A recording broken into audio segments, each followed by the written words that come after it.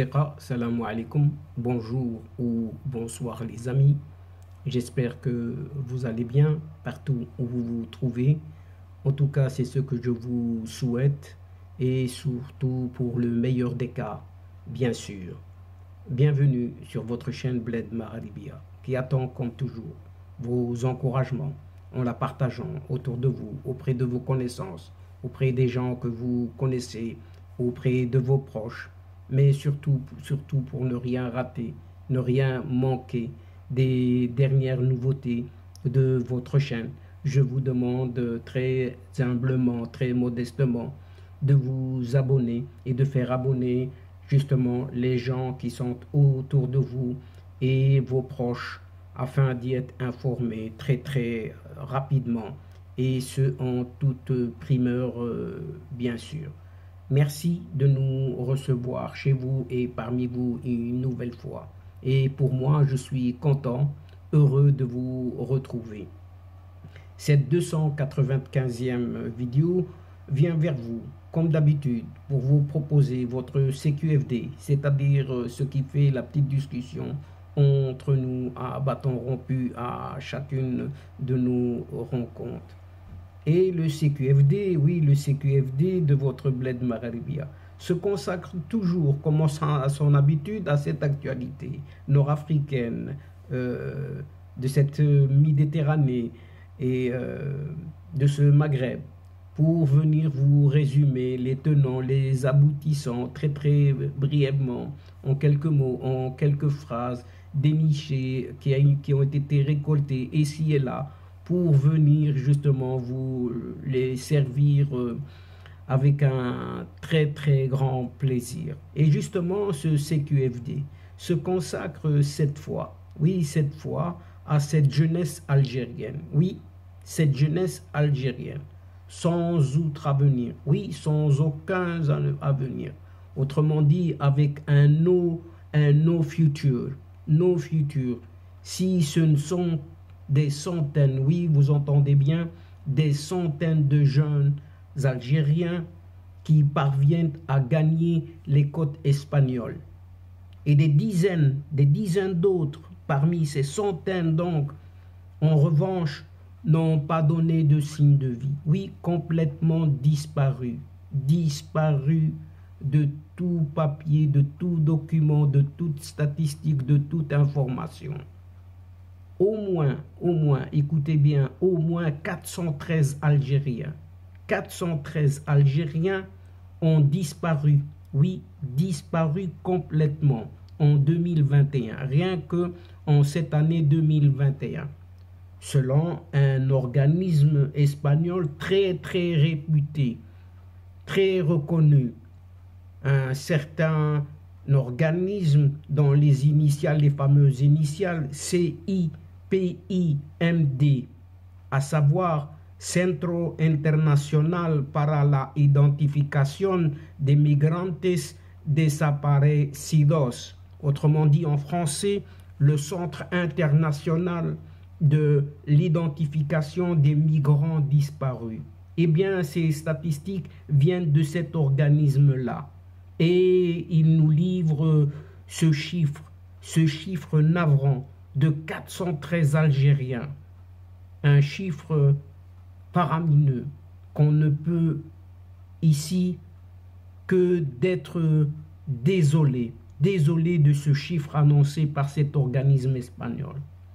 En effet, pour ces jeunes Algériens, restés en Algérie, oui, ceux qui sont en Algérie cette fois-ci, il ne leur reste plus que cette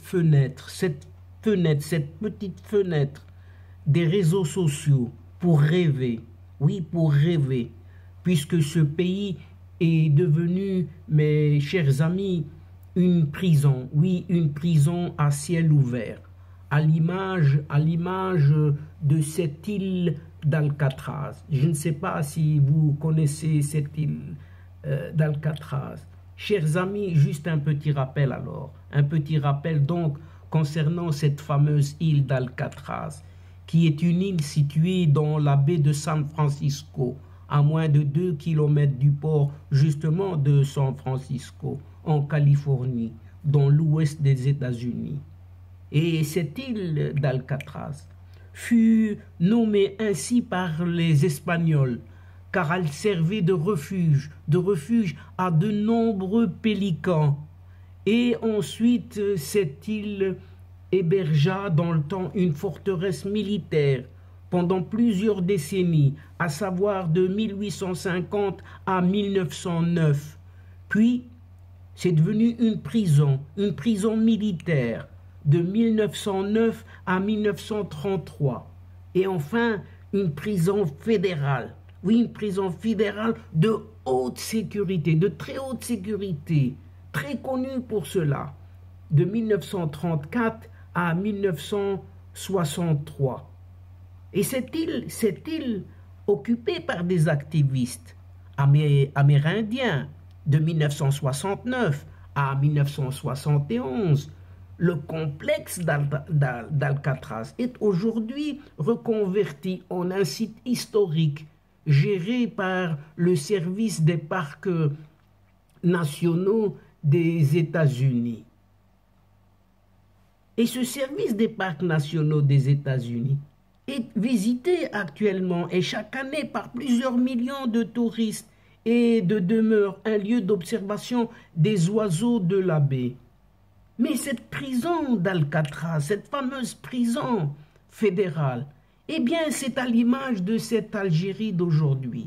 C'est à l'image, oui, c'est à l'instar de cette Algérie dirigée par ses gouvernants, par cette junte politico-militaire d'aujourd'hui. C'est exactement à cet exemple. Et chers amis, ainsi, cela ne peut nous empêcher d'en revenir justement à ces plus de 413 Algériens disparus. Disparus parce qu'ils se sont sauvés de cette prison d'Alcatraz algérienne.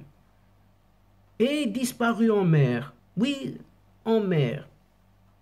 Comme si rien n'était de ce. Car selon toujours cet organisme espagnol, ce Centre international de l'identification des migrants disparus, cette organisation non gouvernementale espagnole nous informe que 51 embarcations ont chaviré durant l'année 2021 et des embarcations sur lesquelles il y avait des Algériens. À leur bord se trouvaient 487 personnes, dont 413 Algériens qui représentent plus de 90% des disparus recensés en Espagne, selon une certaine Marie-Ange Colsa Herrera, la présidente justement de cet organisme, c'est-à-dire ce centre international de l'identification des migrants disparus espagnols. Il s'agit, selon cette militante, d'une hausse très importante, jamais vue, comparativement à l'année 2020. 2020, 291 personnes avaient disparu, avec 27 embarcations à ce moment-là. Et selon les premières indications, l'année en cours 2022 sera vraisemblablement plus grave encore, puisque rien que durant le mois de janvier, oui, le mois de janvier qui vient de s'écouler, 7 à 8 embarcations disparues complètement du registre ont déjà été signalées, ajoute toujours cette présidente du CIPIMD. C'est d'ailleurs cela qui retarde le recensement. Oui, des difficultés de recensement. Recensement des personnes disparues en 2021, une opération qui consiste à définir le nombre de victimes identifiées et remises à leurs familles et d'autres qui n'ont jamais été retrouvées. L'identification des corps se poursuit. Oui, l'identification des corps se poursuit. C'est ce qu'a ajouté cette Marie-Ange Colza Herrera. Et pendant ce temps, des dizaines de familles restent sans nouvelles de leurs enfants, partis en Europe. Et certains se consolent avec l'idée selon laquelle leurs enfants sont entre les mains des autorités marocaines ou tunisiennes, peut-être. C'est ce qu'indique un certain Saïd Salhi, qui est vice-président de la Ligue algérienne de défense des droits de l'homme, LADDH, qui a recensé des signalements de plusieurs familles de disparus, originaires notamment de la wilaya de Béjaïa. Et donc il est impossible, en l'état actuel, de savoir ce qu'il est advenu de ces jeunes qui n'ont pas donné signe de vie. Surtout que les autorités algériennes ne donnent aucun chiffre, mais aucun silence radio sur le phénomène. C'est ce que regrette Saïd Salhi. Pour d'autres familles, oui, pour d'autres familles, l'espoir de retrouver leurs enfants vivants s'est tout simplement évaporé, terminé. On n'entend plus parler d'eux. Nous avons pu rapatrier 4 corps de jeunes de la région de Sedok, c'est-à-dire de Béjaïa, en novembre dernier. C'est ce qu'indique toujours ce Saïd Salhi, qui décrit aussi des conditions d'identification et de rapatriement très très compliquées. Et même certains corps de ces jeunes ou de ces migrants disparus, ces corps sont en totale décomposition, très très avancée. Et il est donc difficile, voire même impossible de les identifier de visu, c'est-à-dire à l'œil nu. Et pour cela, il faut des tests ADN. Oui, il faut des tests ADN. Mais cela risque de prendre énormément de temps. Parce que seules les autorités judiciaires peuvent faire cela. Explique encore le militant ce Saïd Salhi, qui témoigne que certains corps ont pu être identifiés grâce à des objets physiques qu'ils portaient ou à leurs vêtements. Mais du côté des autorités algériennes, aucune communication. Oui, aucune communication. Motus et bouche cousue, silence radio. Donc aucune communication n'a été faite sur le sujet. Et les services de sécurité se contentent d'évoquer des coups de filet par-ci par-là, parmi les réseaux soi-disant de passeurs ou les candidats à l'immigration clandestine. Mais pendant ce temps, les autorités espagnoles, oui, les autorités espagnoles ont annoncé qu'au moins, écoutez bien, au moins 10 000 Algériens ont pu atteindre les frontières méridionales de la presque île ibérique.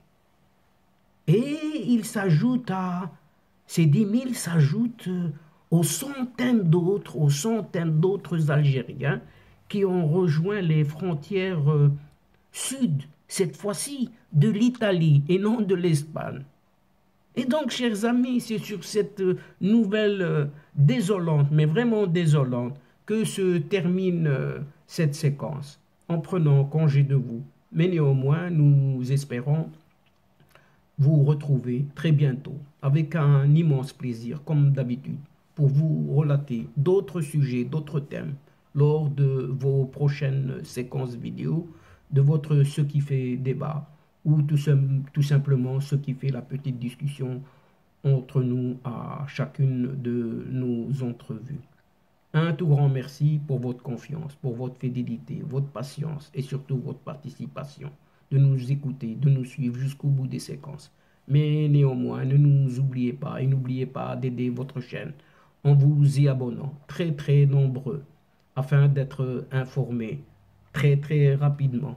Et surtout, n'hésitez guère de partager au grand maximum autour de vous les séquences vidéo de votre chaîne. Pour ma part, il ne me reste plus qu'à vous dire au revoir les amis. L'asdiqa, salamu alaykum wa rahmatullahi wa barakatuh. À la prochaine fois et à bientôt. إلى اللقاء في حصة أخرى إن شاء الله. مع السلامة.